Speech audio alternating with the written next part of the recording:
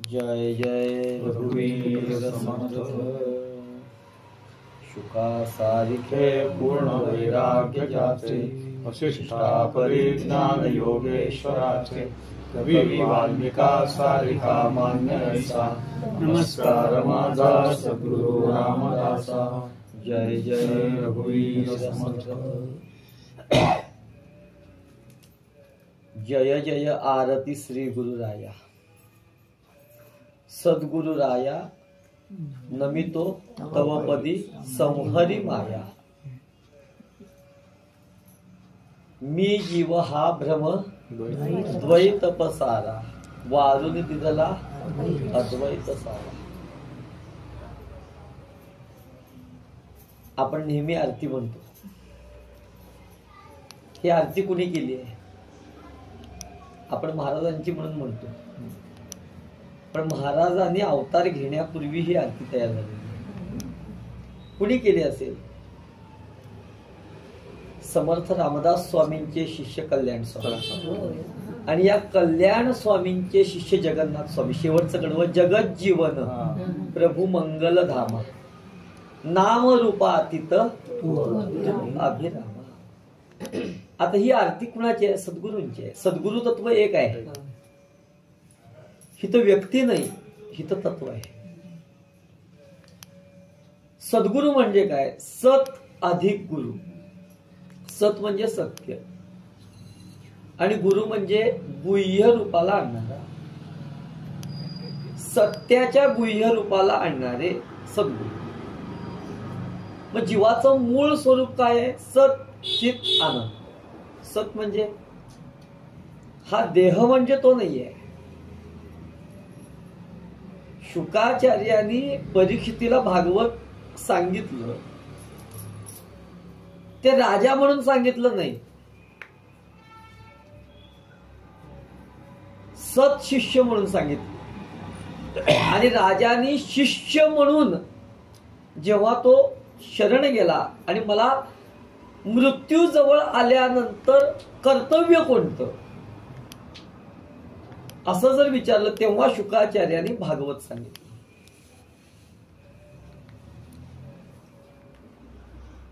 दुसरं उदाहरण बघितलं, भगवान शंकरांना रामनाम घेताना त्यांना राम हृदय विद्या प्राप्त झाली. आणि राम हृदय विद्येचं उपदेश जेव्हा पार्वतीने शंकरांना मागितला, शंकर म्हणाले मी हा उपदेश देईन, पण तुला शिष्यत्व पत्करावं लागेल. शिष्य म्हणून जर घेतलं तर देईन, नाहीतर देता येणार नाही.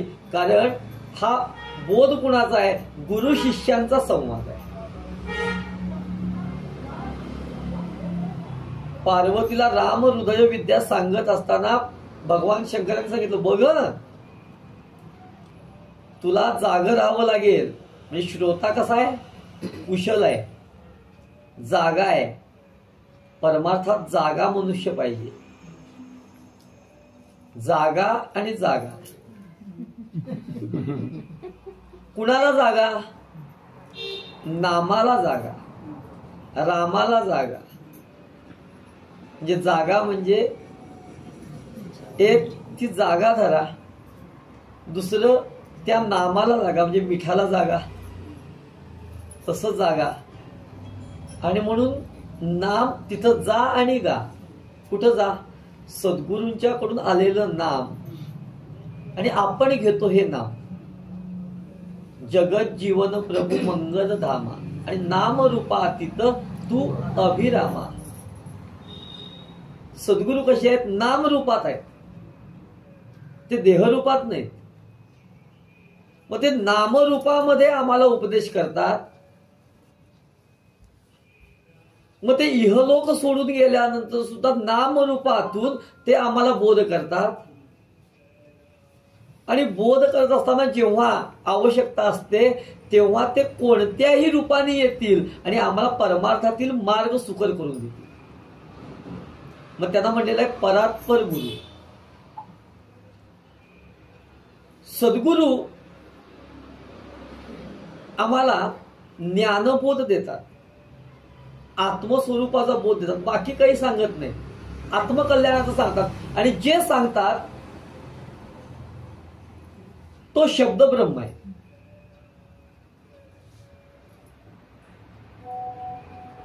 हे कशासाठी आहे? आपल्या हितासाठी आहे. कशासाठी नाम घ्यायचं? अनेक जन्म भोगले. किती जन्म भोगले? 84 लक्ष. कोटी कोटी लक्ष जन्म घेऊन आलो आणि भवे भवे संसाराचे अनुभव प्यालो. नाना सुकृतांचे फळ नरदेह जाणू, आत्मशांतीसाठी रामनाम गाऊ. सुखा लागी धडपड धडितो आणि व्यर्थ क्षण आयुष्याचा क्षण क्षण नासतो. दुर्लभ नरतनु जाणून राहू, आत्मशांतीसाठी रामनाम गाऊ. आपल्या आत्मकल्याणासाठी परमार्थ आहे. गोंदवलेकर महाराजांचं वाक्य आहे, दुसऱ्यासाठी केला जातो त्याला प्रपंच म्हणलेला आहे आणि स्वतःसाठी जो करतो त्याला परमार्थ म्हणलेला आहे. ज्याला परम अर्थ कळला, सद्गुरू आम्हाला ते स्वरूप दाखवतात. स्वये तूची आहेस ब्रह्म. तूच ब्रह्म आहेस. इकडं तिकडं जायची गरज नाही. देव जवळी अंतरी. फक्त त्याला बघायचं आहे. कसं बघायचं? आपल्याच प्रकाशामध्ये बघायचं. म्हणजे दुसऱ्याने बॅटरी दाखवून आपल्याला प्रकाश दिसत नाही. तो आत्मप्रकाश आम्हाला आत्मस्वरूप दाखवतो. आपण कर्म करतो आपल्याला आवडेल तसं. महाराज म्हणाले, मला जे आवडतं ते जर तुम्ही द्याल, मला नाम आवडतं तुम्ही नाम घ्या. ज्याला जे आवडतं ते त्याला दिलं की तो प्रसन्न होतो. मग कुणाला बासुंदी आवडत असेल तो बासुंदी खाऊन प्रसन्न होईल. तसं महाराजांना काय आवडतं? नाम आवडतं. मग जिथं नाम आहे तिथं मी आहे. मग जिथं नाम आहे तिथं काय आहे? ते नाम ब्रह्म आहे, शब्द ब्रह्म आहे. आणि ते कसंही घेतलं सद्गुरूंनी दिल्यानंतर ते काय आहे? तर ते सिद्ध आहे. मग ती जबाबदारी सद्गुरूंची आहे पहिलं तिरावण्यासाठी. जोपर्यंत शिष्य पहिलं तीरावर जात नाही तोपर्यंत ते जन्म घेतात शिष्याबरोबर. म्हणजे सद्गुरूंची जबाबदारी किती आहे? आम्हाला वाटतं आम्ही त्यांचे दोष बघायला लागतो आणि जेव्हा दोष बघतो तेव्हा परमार्थ चुकतो. जेव्हा आमच्या मनात असा विकल्प येईल तेव्हा आम्ही परमार्थापासून जळतो. कारण गुरु हे तत्व आहे. ते आम्हाला एखादी गोष्ट सांगतील. ती का सांगतील? समर्थांच्या जीवनात समर्थ तर आचरण खूप पाळायचे. पण एकदा प्रसंग असा घडला की मौनी बाबांचे शिष्य, कोल्हापूर जवळ पाटगाव आहे, ते मौनी बाबांचे शिष्य पंढरपूरला गेले. त्यांना असं विचारलं, मौनी बाबा म्हणजे मौनात असायचे, कुणाशी बोलायचे नाही, कधीच बोलायचे नाही, पण शिष्य भरपूर होते. मग ते 4 शिष्य म्हणाले ह्यांच्याकडे जाऊन काय फायदा झाला नाही, गुरु बदलूया. मग म्हणले कुठले गुरु? काहीतरी लाभ पण झाला पाहिजे, लौकिकही फायदा झाला पाहिजे. म्हणजे ह्यांचे शिष्य म्हटल्यानंतर लोक आपल्याला मान देतील आणि परमार्थही साधला पाहिजे. पंढरपूरला आले यात्रेच्या निमित्ताने. तिथं गुरुचा शोध घेऊ लागले आणि त्यांना कळलं की सज्जनगडावर रामदास स्वामी आहेत. ते म्हणले शिवाजी महाराजांचे गुरु आहेत. म्हणजे ह्यांच्याकडनं अनुग्रह घेतला की दरबारात सुद्धा आम्ही समर्थांचे शिष्य असल्यामुळं लगेच कामं होतील.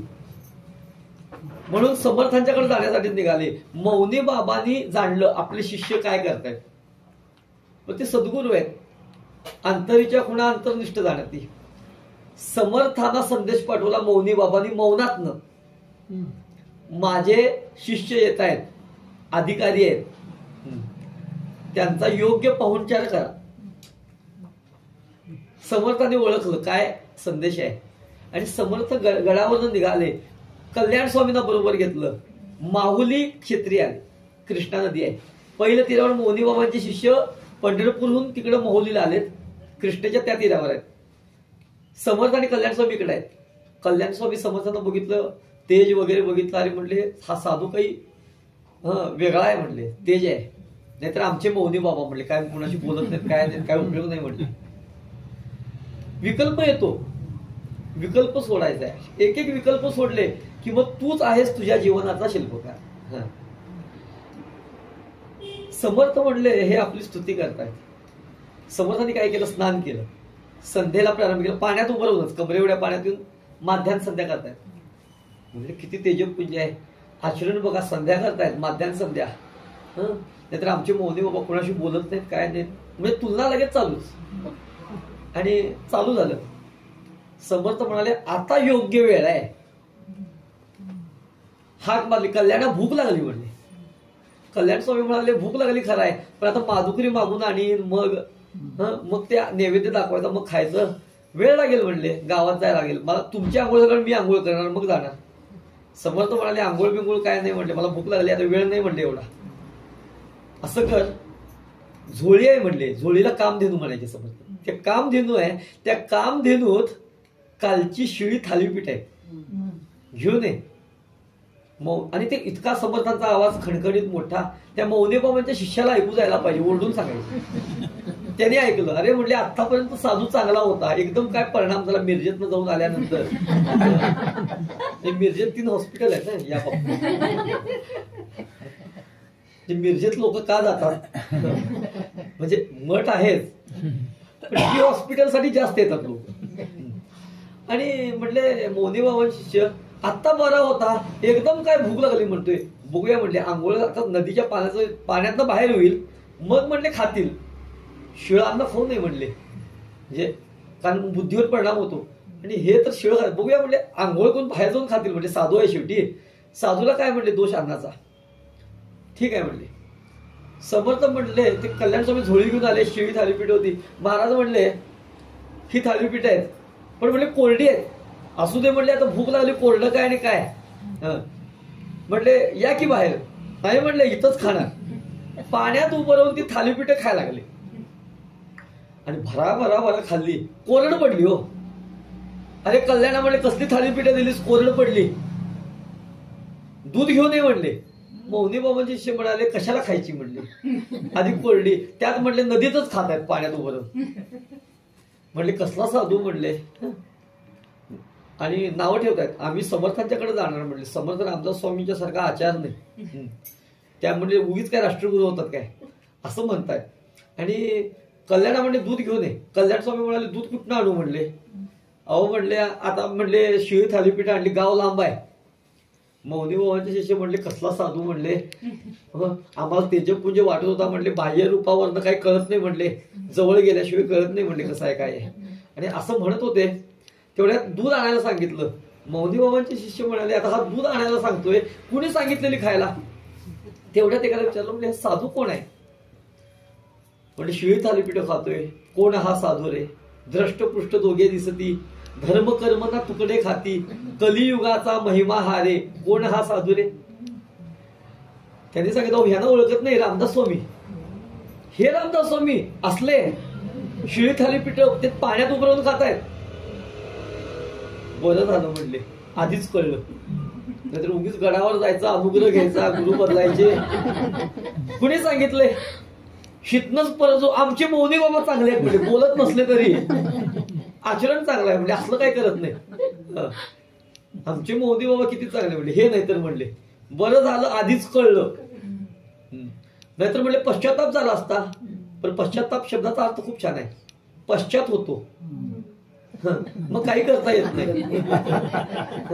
असा ताप म्हणजे तो नुसता तापच राहतो, नंतर काही करता येत नाही. मौनी बाबांचे शिष्य म्हणतात आता काय, आता हे दूध आणायला पाठवतायत. कल्याण स्वामी म्हणाले, कल्याण स्वामींना समज म्हणतात हे बघ फार काय लांब जायची गरज नाही, ती टेकडी दिसते की नाही म्हणले, त्या टेकडीपाशी एक गाय झोपली आहे, निजली आहे, त्या गाईकडे जा, त्या गाईला सांग माझ्यासाठी दूध पाहिजे, ती देईल तुला. कल्याण स्वामी काय आज्ञाधारक हो, गुरुने काय सांगितलं चूक आहे बरोबर आहे काय नाही. आता नाहीतर मग कल्याण स्वामी म्हणाले असते की नाही शिडी कशाला खाताय, पण गुरु आज्ञा हेच प्रमाण. मग त्यांनी काय सांगितलं तरी, कारण त्यातही बोध आहे, काहीतरी उद्देश आहे, कारण ते सहज उपदेश करतात पण त्यात गूढ अर्थ दडलेला असतो. समर्थांनी गाईचं दूध आणायला सांगितल्यानंतर कल्याण स्वामी गेले, बघतायत तर काय गाय झोपली नव्हती, मेलेली होती. मेलेली गाय, आणि तिथे एक स्त्री होती, बसलेली होती, रडत होती. का रडत होती माहिती का? ती गाय मेली म्हणून. आता त्या गाय मेली का होती माहिती का? त्याच्या मागे एक गंमत आहे. काय गंमत होती? ती गाय वात्रट होती, देशी गाय, खिलार गाय, वांड होती, ऐकत नव्हती कुणाला. नवऱ्याने सांगितलेलं त्या स्त्रीला, हे बघ ही गाय जरा ओढाळ आहे, ऐकणार नाही तुला, मी 4 दिवस गावाला चाललोय बेळगावला, तुझ्या गाईला काही सोडू नकोस, काय नकोस, लांबून वैरण घाल, पाणी पाच, मी आल्यानंतर तिला बाहेर काढीन, गोठ्याच्या इकडे तिकडे फिरवून आणीन, पण 4 दिवस काय करू नकोस. आता ह्या बाईचं एक वैशिष्ट्य होतं की नवरा सांगेल त्याच्या उलट वागायचं. मग तिला सवय होती. मग नवऱ्याने पण काय करायचं, हिला सरळ सांगावं, गाईला रोज सोड, मग तिनं सोडलं नसतं. पण ह्याला माहित होतं की सोडलं तर नाही आवडली तर काय करायचं हिला, म्हणून त्याचं चांगलं सांगितलं. आता हिनं लांबून वैरण घातली, लांबून 2-4 दिवस झालं, आणि 4 दिवस झालं तर हिच्या मनात विचार आला, नवऱ्याने म्हणले मला सांगितली गाय ओढाळ आहे, ऐकत नाही वगैरे, पण 4 दिवसात मला काय असा अनुभव आला नाही, गाय काय मला मारली नाही, काय नाही, उलट म्हणली शांत आहे तशी, सोडून बघूया. पण तिनं गाईचं दावं सोडलं. ती गाय पण 4 दिवस बांधलेलं, पायात मुंग्या आलेल्या, हळूहळू दबकट दबकट पावलं टाकत गोठ्याच्या बाहेर आली. जरा कानात वारं शिरलं, आणि मग काय तिने कशी मस्तपैकी हिसका दिला, उडी मारली, हिसका मारल्यावर दोरी सुटली हातातनं, आणि मग काय झालं, गाय पळू लागली. मग ही गाईला थांबवण्यासाठी हातात काठी घेतली, थांब म्हणली. ती गाय काठी बघून आणिच पुढे पळायला लागली, गाय पुढं ही मागं. म्हणजे असं होतं की मगाशी गाईला फिरवत होती, आता गाय हिला फिरवत, आणि गाईला फिरवत फिरवत एका कठड्यावरती गाय गेली, पाय घसरला, वरनं खाली पडली, मेल. आता हिला भीती काय होती, गाय मेल्याचं दुःख नव्हतं, नवरा आल्यानंतर का सोडलं, म्हणजे गाईच्या शेजारी आपल्याला पण, म्हणून ती रडत होती. ती म्हणत होती गरीबाची गेली गाय, आता सांगा करू मी काय, ही गाय मात्र नामाची, गोमाता मम बाळाची, ही गोमाता आहे. आता सगळं प्रेम आलं की, का नवरा आल्यानंतर गाय का सोडलीस. आता म्हणून ती रडत होती. कल्याण स्वामी आले, गाईला नमस्कार केला, गोमाते माझे सद्गुरू, ती कोरड पडली आहे घशाला, शिळी थालीपीठे खाली, एवढा तुंबावर दूध दे. पण म्हणलं, काशेत हात घातला, गाईनी पाना सोडला, धार काढली. मौनी बाबांचे शिष्य तिथनं म्हणाले बघूया आता हा शिष्य काय करतोय, म्हणून तेही बघायला तिकडे मागे कल्याण स्वामींच्या मागणं गेले. बघतायत तर काय, बाकीची लोक पण बघतायत तिथं जमलेली.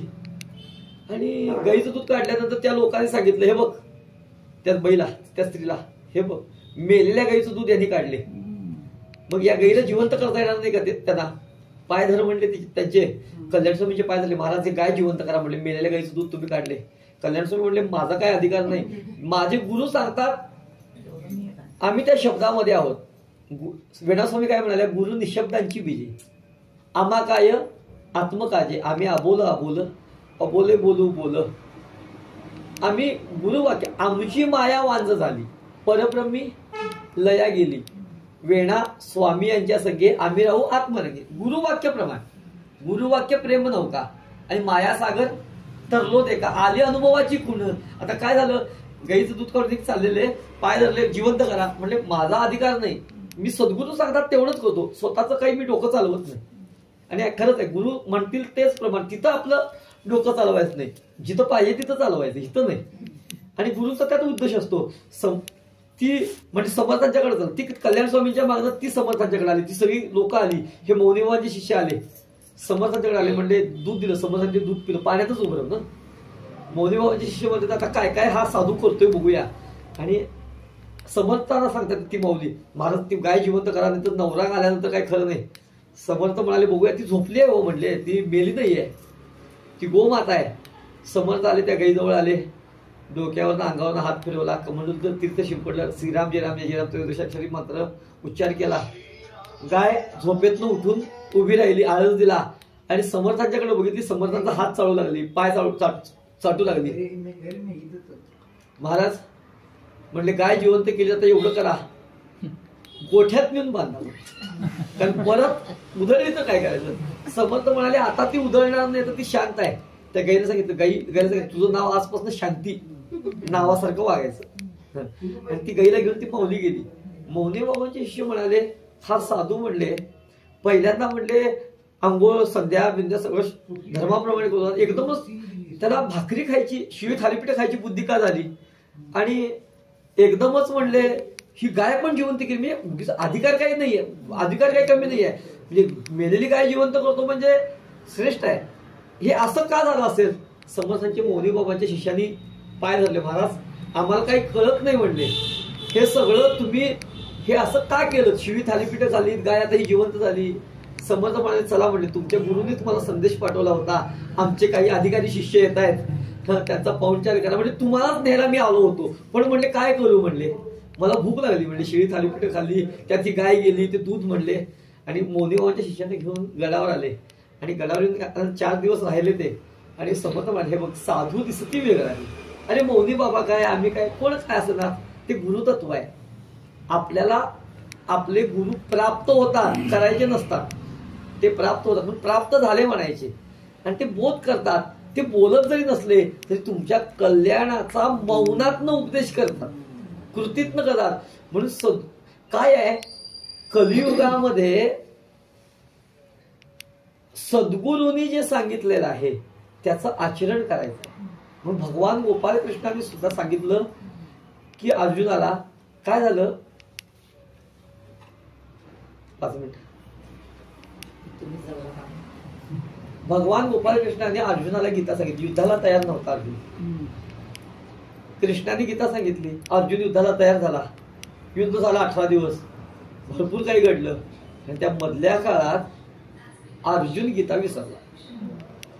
आता राज्याभिषेक झाला, आता निवांत आहे, आता सत्ता आल्यानंतर काय पुढे 5 वर्ष निवांत.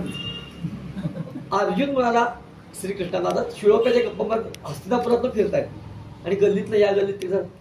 अर्जुन म्हणतोय, हे श्रीकृष्णा, हे भगवंता, तेव्हा युद्धाच्या वेळेस तू गीता सांगितलीस, मी युद्धाला तयार झालो, पण म्हणले या गडबडीत मी गीता विसरलो, आता निवांत आहे, मला गीता सांग. कृष्ण म्हणाले, गीता विसरलास, आता निवांत आहे, सांगू? कृष्ण म्हणाले, काय सांगू अर्जुना, अरे त्या युद्धामध्ये तुला मी गीता सांगितली, युद्ध झालं, सगळं झालं, त्या युद्धाच्या गडबडीत एवढं काही घडलं तर तू जशी विसरलास तशी मी पण विसरलो. अर्जुन म्हणाला, भगवंता तू विसरलास तर मग आता जगाचं कल्याण कसं होईल, गीतारूपी उपदेश कोण करेल? श्रीकृष्ण म्हणाले, अर्जुना अरे तुझ्यासारखा माझ्या सानिध्यात असलेला सख्य भक्ती करणारा भक्त तर गीता विसरला तर सामान्याचं काय? आता उपदेश करायचा नाही, आता तू आणि मी, नर आणि नारायण दोघांनी काय करायचं, सद्गुरू आणि सत्शिष्य म्हणून अवतार घ्यायचा.